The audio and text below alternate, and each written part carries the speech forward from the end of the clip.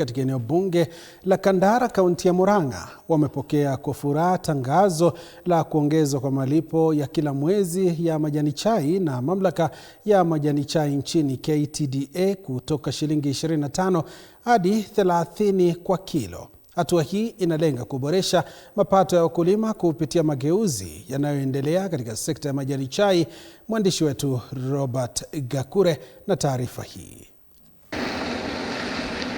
Ni afueni kwa wakulima wa majani chai katika maeneo mbalimbali nchini baada ya mamlaka ya majani chai nchini KTDA kutangaza ongezeko la malipo ya kila kilo ya majani chai kutoka shilingi 25 hadi shilingi 30 kwa mwezi katika viwanda vingi. Tunashindanga kwa benki kuchukua maloni juu ukikopa inakatwa yote ya mwezi ya bonus yote, tunabaki bila kitu.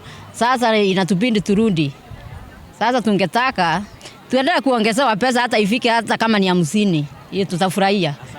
Na bonus watupe hata kama ni 100. Ongezeko hili ni sehemu ya mageuzi yanayoendelea katika sekta ya majani chai yanayolenga kuongeza mapato ya wakulima, kudhibiti ushawishi wa walanguzi na kuhakikisha wakulima wananufaika zaidi kupitia uongezaji dhamani wa zao hilo. Wale wakulima wa kahawa wanaweza thibitisha ya kwamba mwaka uliopita bei ya kahawa ilienda juu, na huu mwaka tunasherehekea kwamba serikali imepitisha kwamba kila mkulima wa majani kwa kilo moja ya majani kilo imejiongezeka kutoka shilingi 25 mpaka shilingi 30. Wanasema kuwa ongezeko hili linatarajiwa kuboresha uchumi na kuwasaidia kukidhi mahitaji ya kila siku. Wakati ile majani kilipo mzuri, hata sisi watu wa biashara, kuna mtu anaitiza mchanga, mwingine mawe, mwingine kagoto, hapo na biashara inakuwa kumbwa.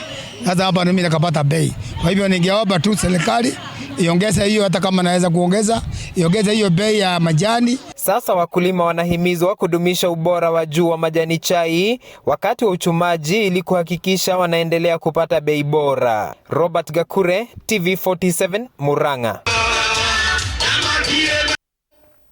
Mtazamaji, tuangazie